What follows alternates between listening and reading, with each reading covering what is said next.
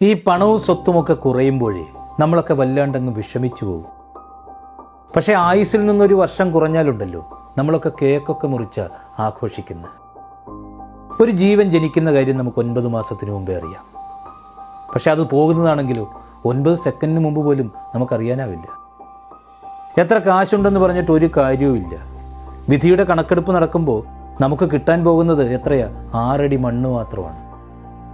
നമ്മളൊക്കെ ജനിച്ചപ്പോൾ ആദ്യം തൊട്ടവരെ നമുക്ക് ഓർമ്മയില്ല. അതുപോലെ തന്നെ അവസാനം തൊടുന്ന പരിചിതനെയോ അപരിചിതനെയോ ഒന്നും നമുക്കറിയാനും കഴിയില്ല. ഈ ലോകത്ത് മനോഹരമാണെന്ന് തോന്നുന്നതൊക്കെ ഉണ്ടല്ലോ, അതൊക്കെ താൽക്കാലികം മാത്രമാണെന്നേ. ഏതെങ്കിലും ഒരു പ്രഭാത ഉച്ച വരെ നീണ്ടിട്ടുണ്ടോ? ഏതെങ്കിലും ഒരു നട്ടുച്ച സന്ധ്യ വരെ നീണ്ടിട്ടുണ്ടോ? ഈ രാത്രിയുടെ ഖബറിൽ കുഴിച്ചിടാത്ത ഏതെങ്കിലും ഒരു പകലുണ്ടോ? പിതാവിനും മാതാവിനും ജനനത്തിനും പ്രണയത്തിനും വിരഹത്തിനും വിവാഹത്തിനും സമ്പാദ്യത്തിനും സന്തോഷത്തിനും സങ്കടത്തിനും സംസാരത്തിനും നിരാശയ്ക്കും പഠനത്തിനും അറിവിനും ജീവനും വിശപ്പിനും മരുന്നിനും കർമ്മത്തിനും അധ്വാനത്തിനും സൗഹൃദത്തിനും ആകാശത്തിനും വെളുപ്പിനും കറുപ്പിനും മരണത്തിനും കല്ലറയ്ക്കും ഓർമ്മയ്ക്കും ഇതെല്ലാം കൂടിയുള്ള ജീവിതത്തിനും 3 അക്ഷരമാണുള്ളത്.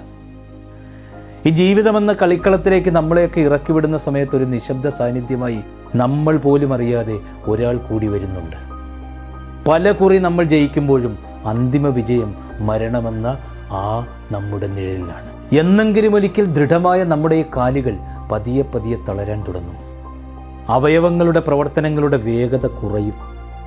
മനസ്സെത്തുന്നിടത്ത് ശരീരം എത്താതെ ഇരിക്കും. ആശുപത്രിയുടെ മഞ്ഞ വെളിച്ചത്തിൽ കുറെ യന്ത്രങ്ങൾക്കിടയിൽ അപരിചിതമായ മുഖങ്ങൾക്കിടയിൽ ഒറ്റപ്പെട്ടു ഏറെ ഏകാന്തത അനുഭവിച്ച് ഒന്നും ഉരിയാടാനാവാതെ മൗനം നൊമ്പരമാക്കി മരുന്നുകളോട് പ്രതികരിച്ചുമില്ലാതെയും നിസ്സഹായനായി കിടക്കുന്ന ഒരു സമയം വരും. നേടിയെടുത്തതും വെട്ടിപ്പിടിച്ചതും നമ്മുടെയൊക്കെ ഇണക്കങ്ങളും പിണക്കങ്ങളും എല്ലാം തീരുന്ന ആ ദിവസം. കൂടെ നിന്നവരും ഒപ്പം ചേർത്ത് പിടിച്ചവരും പേടിക്കേണ്ട ഞാനില്ലേ എന്നൊക്കെ പറഞ്ഞവരും എല്ലാവരുടെയും മുമ്പിൽ നമ്മളിങ്ങനെ കിടക്കും. മഴയോ വെയിലോ കാറ്റോ തണുപ്പോ ഒന്നും ഏൽക്കാതിരിക്കാൻ നമ്മൾ ചവിട്ടിയ മണ്ണ് നമ്മുടെ മുകളിൽ വീഴുന്ന ഒരു ദിവസമുണ്ട്. ഈ ഓട്ടങ്ങളെല്ലാം അങ്ങ് അവസാനിപ്പിച്ച് എല്ലാ തിരക്കിൽ നിന്നും അകലുന്ന ഒരു ദിവസം. ജനനം തന്നവരുടെ വാത്സല്യവും കൂടപ്പിറപ്പുകളുടെ സ്നേഹവും കൂട്ടുകാരുടെയൊക്കെ സ്വാതന്ത്ര്യവും ഗുരുക്കന്മാരുടെയൊക്കെ അനുഗ്രഹവും പങ്കാളിയുടെ കരുതലും മക്കളുടെയൊക്കെ കൗതുകങ്ങളും അയൽവക്കക്കാരൻ്റെ ആഭിമുഖ്യവും ഒക്കെ ഉപേക്ഷിച്ച് നാം പോകുന്ന ദിവസം. ശരീരത്തിൻ്റെ ഈ തടവറ ഭേദിച്ചുള്ള ജീവന്റെ പറക്കലാണത്. ഒരു നിമിഷത്തെ ഞെട്ടലാണ്, ഒരു മണിക്കൂറിലെ ആശങ്കയാണ്, ഒരു ദിവസത്തെ ദുഃഖമാണ്, ഒരു വർഷത്തെ ആചരണമാണ്, ഒടുവിൽ മറവിയിലേക്കുള്ള മടക്കമാണ്.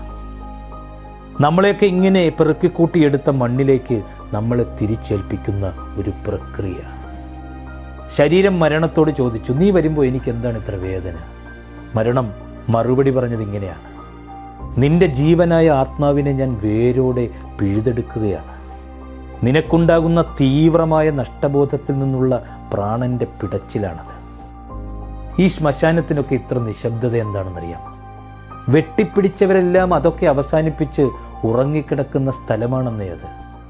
പറയാൻ ബാക്കി വെച്ചു പോയവർ, വേദനിപ്പിച്ചു പോയവർ, സങ്കടങ്ങളെയും സന്തോഷങ്ങളെയും ഒരുപോലെ ഹൃദയത്തിലേറ്റിയവർ, സ്നേഹം വിളമ്പിയവർ, വെറുപ്പിൻ്റെ സിദ്ധാന്തം മുറുകെ പിടിച്ചവർ, നിറവേറ്റാത്ത ആഗ്രഹങ്ങളുടെയും ബാക്കിയായ പ്രതീക്ഷകളുടെയും സ്വപ്നങ്ങളുടെയും എഴുതപ്പെടാത്ത പുസ്തകങ്ങളുടെയും ഇനിയും പാടാത്ത പാട്ടുകളുടെയും കണ്ടെത്താത്ത കണ്ടുപിടുത്തങ്ങളുടെയും അടയാളമായി മീസാൻ കല്ലുകൾ അവിടെ കുത്തിവെച്ചിരിക്കുന്നു.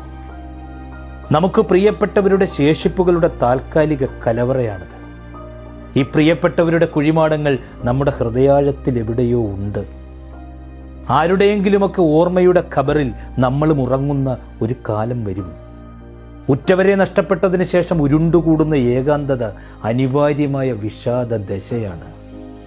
നിശബ്ദത തന്നെ ശബ്ദമായി മാറുന്ന അപൂർവം അവസരങ്ങളിൽ ഒന്നാണത്. നമ്മളൊന്നും ഒന്നിൻ്റെ പേരിലും അഹങ്കരിക്കരുത്, ഒരാളെയും അവഗണിക്കരുത്.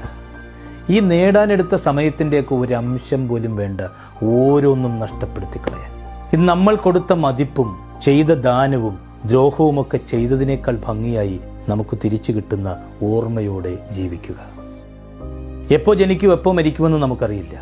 പക്ഷേ എങ്ങനെ ജീവിക്കണമെന്ന് തീരുമാനിക്കുന്നത് നമ്മൾ തന്നെയാണ്.